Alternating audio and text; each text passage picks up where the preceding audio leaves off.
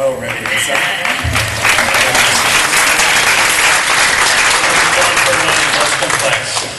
Animatronics to one of the absolute simplest. I mean, he is so unbelievably cute.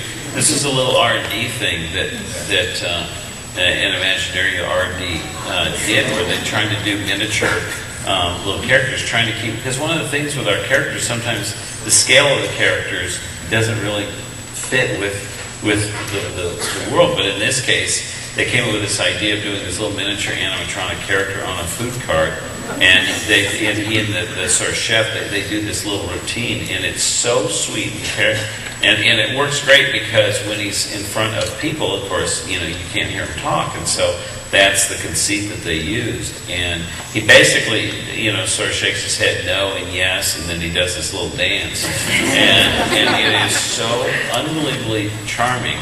That and I remember the first test you guys went over to the commissary of consumer products that's right near Imagineering, and Corey walked around. They have a really great performer that I think he does a lot of the Wall-E kind of performance, and he's so funny. And he just walked around as a chef and taking this cart over to people having their business lunches, and it just transformed the place. It was so hilarious.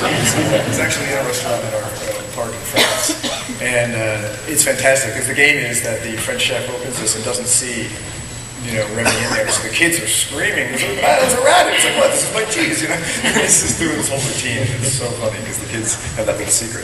He also has different hats he can wear, too. And you can see him in the France Pavilion neck panels. Oh, that's right. Yeah. They don't scream, and that's a little more sophisticated environment than what there are people in it there, too. Kevin, can you tell us a little about the repurposing of, there was an old attraction at DCA that became a Monsters attraction. Yes, there was a Superstar Limo.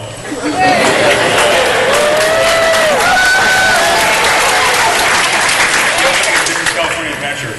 It was a fairly short-lived attraction.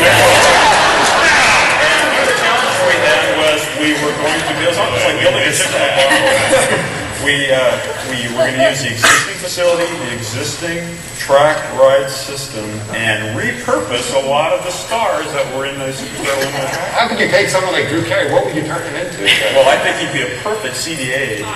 Child protective. You would strip him of his clothes, dress him, slowly transform him into a CDA? And Cher and the rest of them. That was really great because he's actually holding pictures of boobs. Here she is. And look, we're looking for this girl.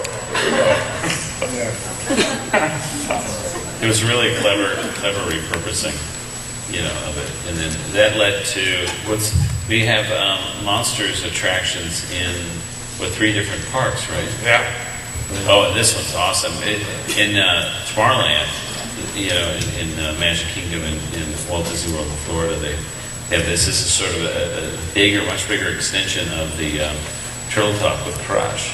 And this was really a remarkable evolution of an idea to a ride, because this was, it's the best way you can describe this, which we haven't really experienced before, but it's like taking a play and you go out of town first and you try it out, and you go on the road and you keep working it until it kind of officially opens.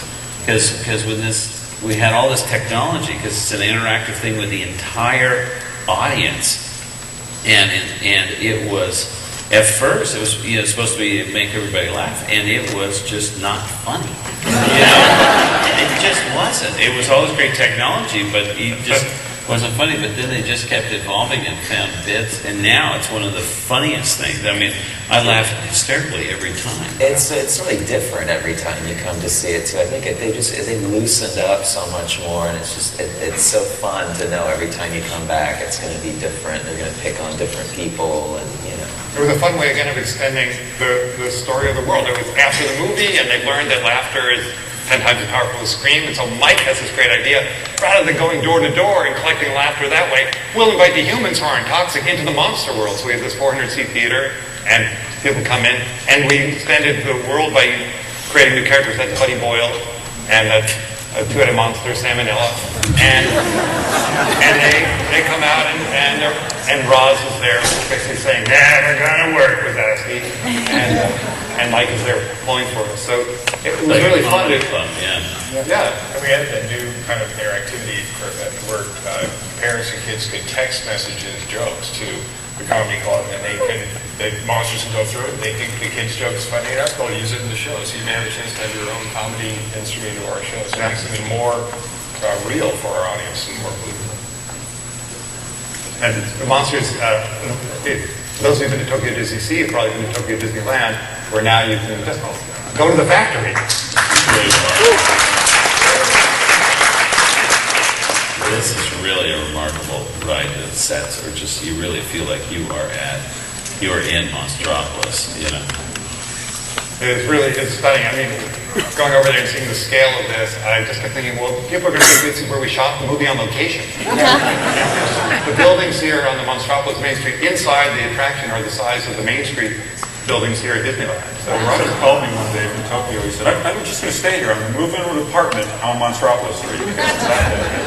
It is a great thing too. I think having a group like Pixar, as we watch these movies, and immediately you're sitting there going, I want to go there, And then there's always these moments that you just want to experience as well, and to be able to bring those to life with these guys has been great.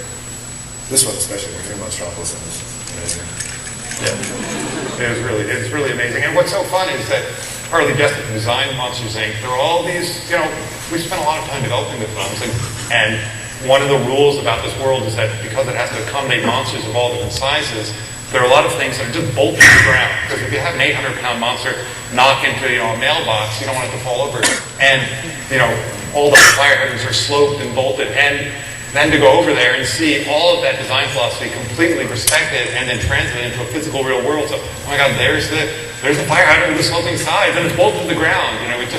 It's that commitment to really bringing the world to life that, is really thrilling for me. It's been such a pleasure to work with Imagineering because of that commitment to put on always a great show.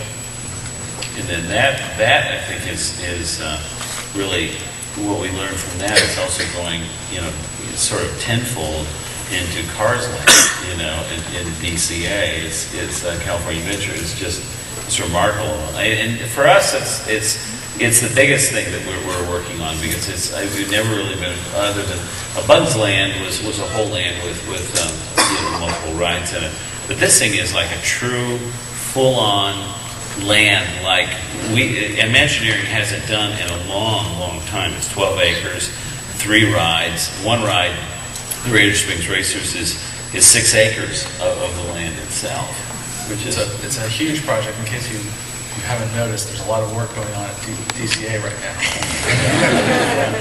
and we're doing a whole new main entrance. We're doing Mermaid finally for after 20 years, the first major attraction in the world.